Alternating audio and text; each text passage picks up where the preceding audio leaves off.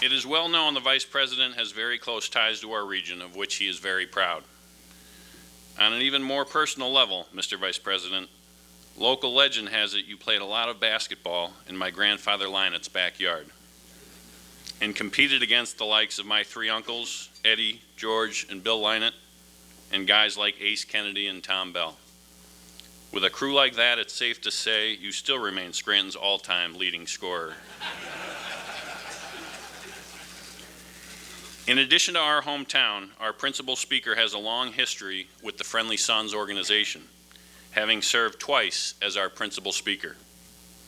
As a young senator from Delaware, Vice President Biden first spoke at our dinner in 1973. The Friendly Sons president that year was Dr. John Quinn, whose son, Monsignor Joe Quinn, currently serves as chaplain of the Friendly Sons and is seated at the dais tonight and will later be offering tonight's benediction. In true Friendly Sons fashion, the Toastmaster that evening 42 years ago was my uncle, George Lynette. Senator Biden spoke for the second time 25 years later in 1998. The president of the Friendly Sons that year was Richard P. Conaboy Jr., and the Toastmaster was his brother William Conaboy, who are both here tonight, along with their father and your close friend, Judge Richard P. Conaboy, to welcome you back. Again, in true Friendly Sons fashion, my brother Jimmy was also seated on the dais that evening in 1998. Jimmy was serving at the time as a young officer of the Friendly Sons. Little did my brother Jimmy know, 17 years later, what would transpire here tonight. Little did any of us know. To welcome you back again on St. Patrick's Day, and this time as Vice President of the United States, is a truly emotional and special occasion for all the Friendly Sons gathered here tonight and all the people of Scranton and northeastern Pennsylvania. Gentlemen, it is my distinct privilege and honor to introduce to you our principal speaker this evening, a distinguished American of Irish descent and one of Scranton's favorite sons, the Vice President of the United States of America, Joseph R. Biden.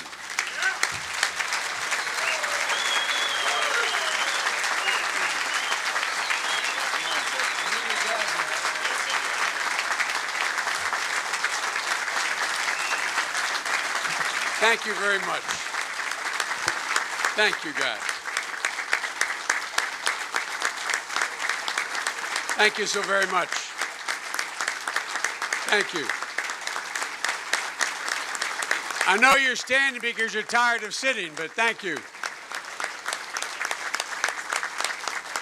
Thank you so very much. Bishop, I may need anticipatory absolution.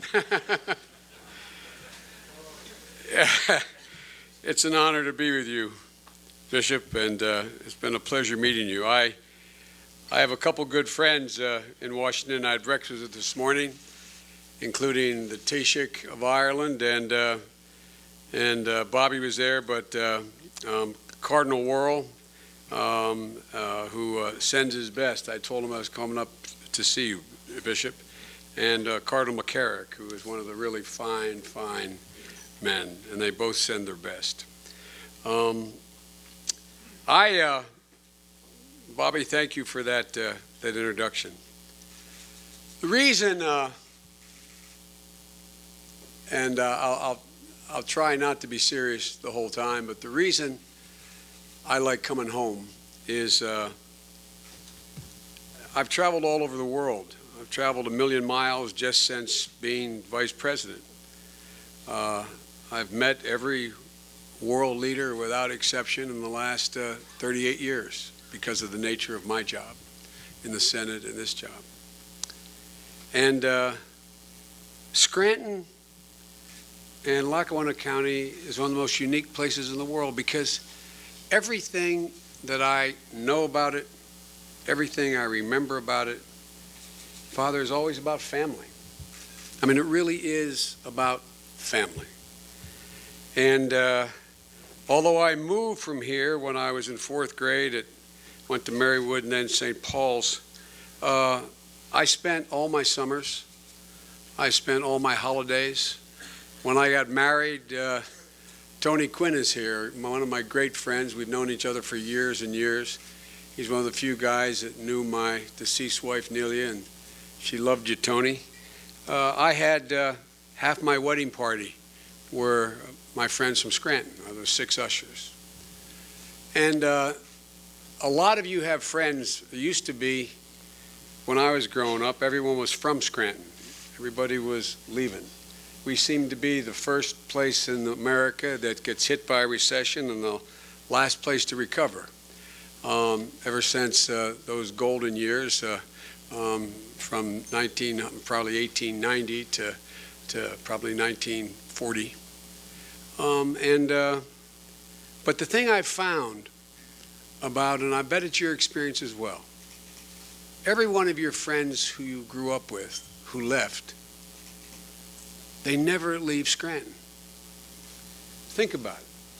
Scranton is always part of who they are, no matter how long they've been gone. My mother, Catherine Eugenia Finnegan Biden, lived in Scranton the first 30 years of her life, and the remainder, she spent almost 54 years of her life in Wilmington, Delaware. But she lived with me the last 6 years of her life after my dad passed, and no matter what, even in a hospital, when we took her in, they asked her, "Where are you from, Mrs. Biden?" And she'd say, "Scranton."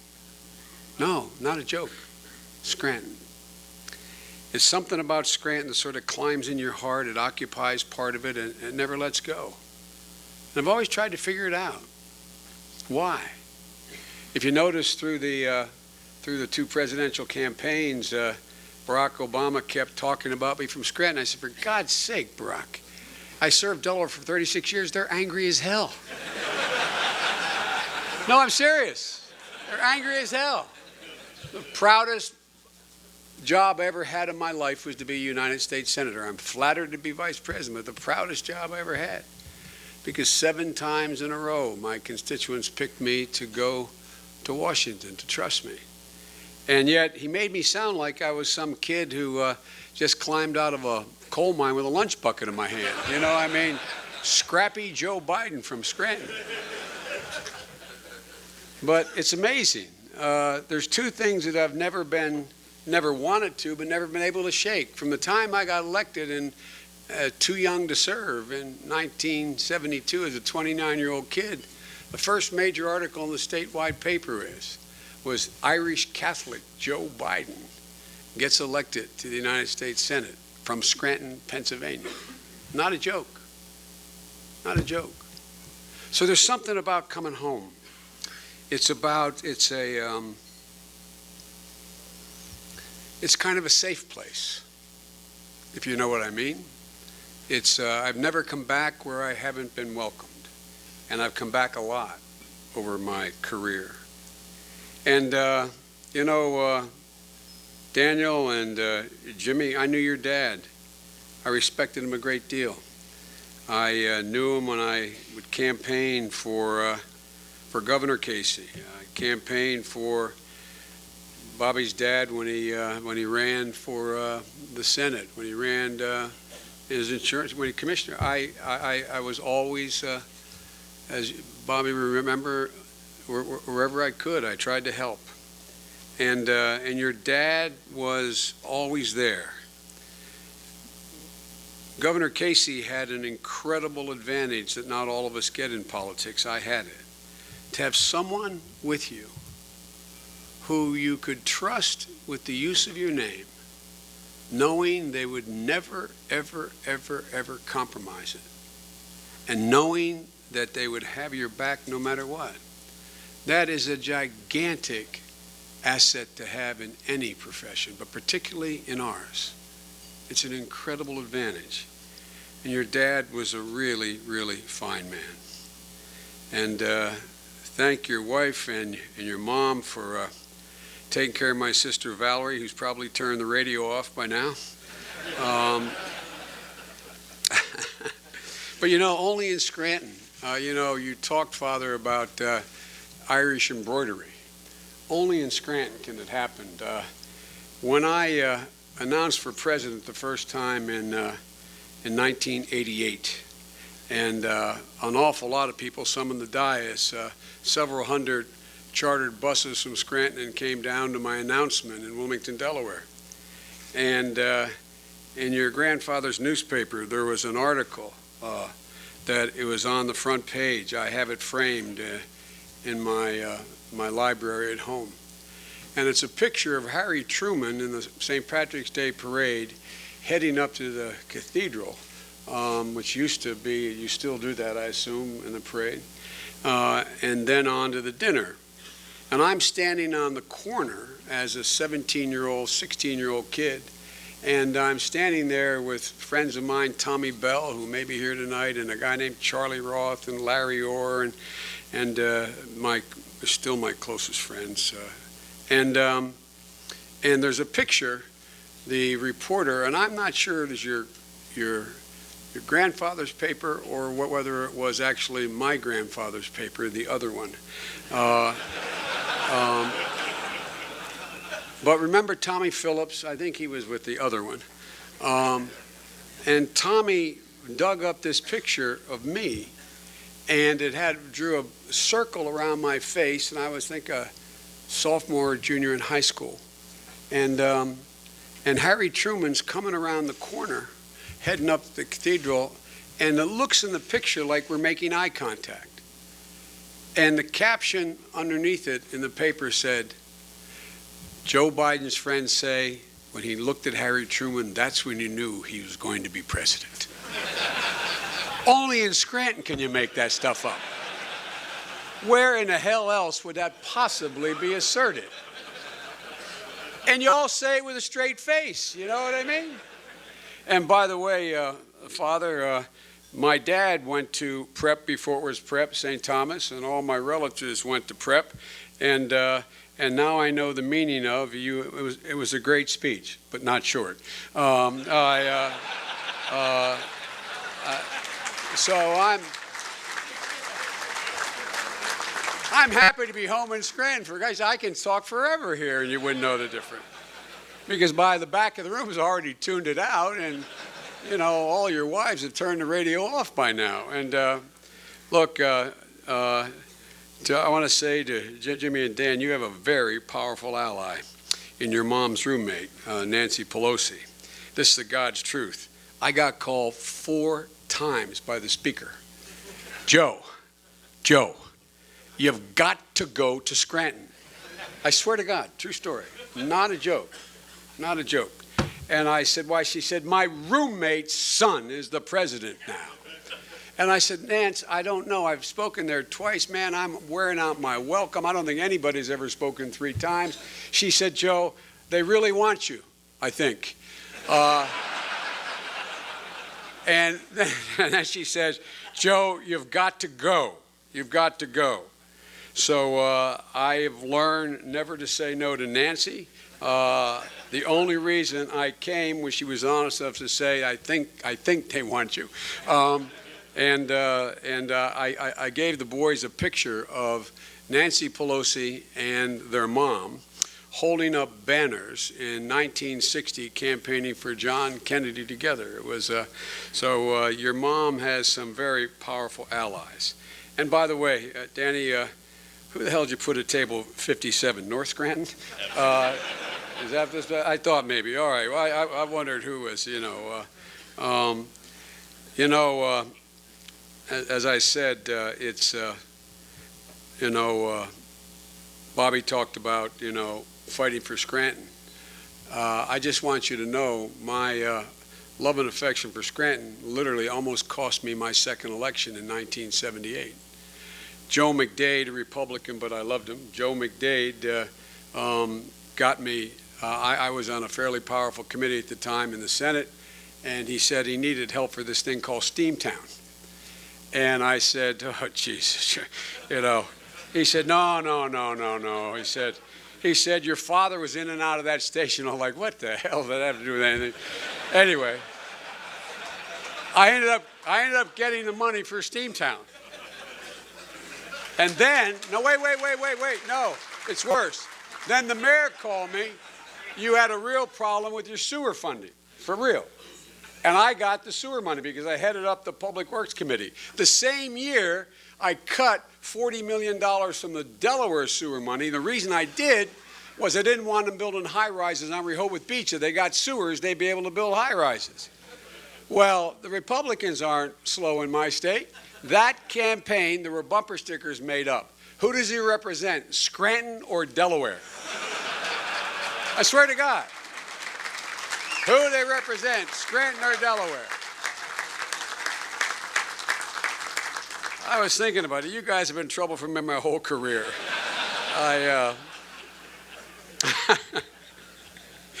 But it's all about family. And, I realize, I think the Quinns have been friends of me and my family, my mom, and long before, as Monsignor knows. And Monsignor Quinn has something very much in common with Bobby Casey, and that is that every time the Quinn name would come up in our household, it's the God's truth, my mother would say the same thing. You Scrantonians have a thing about repeating yourselves. And she'd say, June Scanlon, most beautiful woman in Scranton. Well, I can tell you who the most beautiful woman in Scranton is now, Bobby's mom. And I just got to see her again.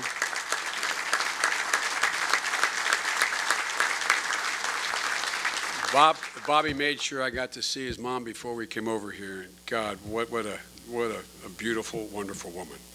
And, Matt Cartwright is doing a heck of a great job down in Washington. And by the way, I came in, first time Matt ran, I came in and campaigned for him. He was up by 20 points and he still won, barely, after I left. And that's when he decided to hell with health care. But the truth of the matter is that, if you ever wonder whether or not he's smart, you only have to look at one thing. He married a Munley girl. And in southern Delaware, they call that marrying up, Matt. They call that marrying up. And, it's, and Joe, it's great to see you. Your dad was a great, great supporter of mine and your whole family. And, I learned before I left Scranton that, as I said, it's all about family. To win an election up here, you really only need to pick 3 or 4 families. You don't, no, and I'm not kidding.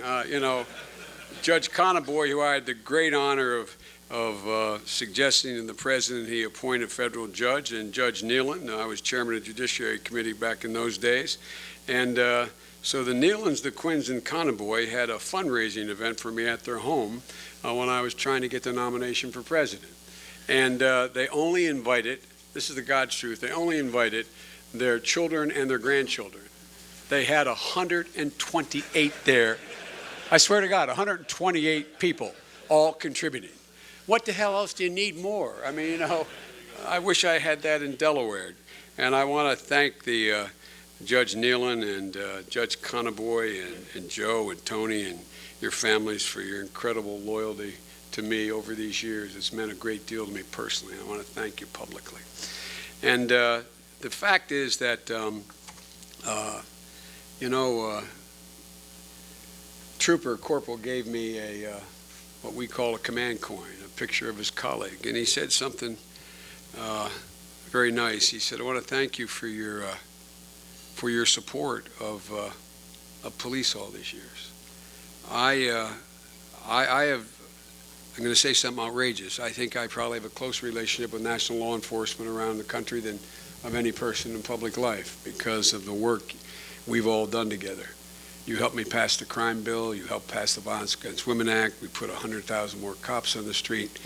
And the thing that amazes me, when I moved from Scranton to Claymont, in the neighborhood I grew up in Claymont, you became one of 3 things. You became a firefighter, a cop, or a priest. I wasn't qualified for any of them. but my friends were. And you guys are amazing. You guys are absolutely amazing.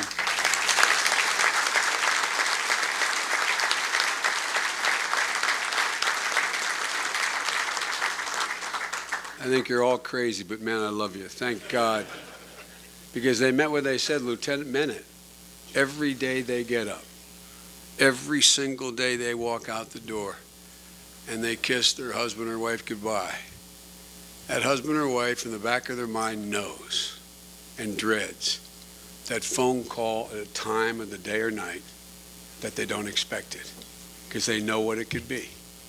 Every time you pull someone over on the turnpike, you have no notion what you're about to get when you roll down that window.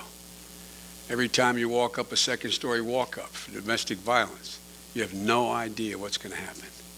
It takes an incredible, incredible kind of character to do what you do, and I'm so proud to be associated with you. Thank you for everything you do.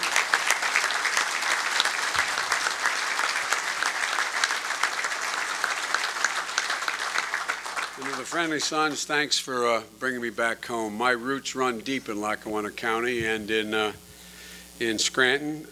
My great-great-grandfather, Owen Finnegan, emigrated to Scranton from County Louth in 1840.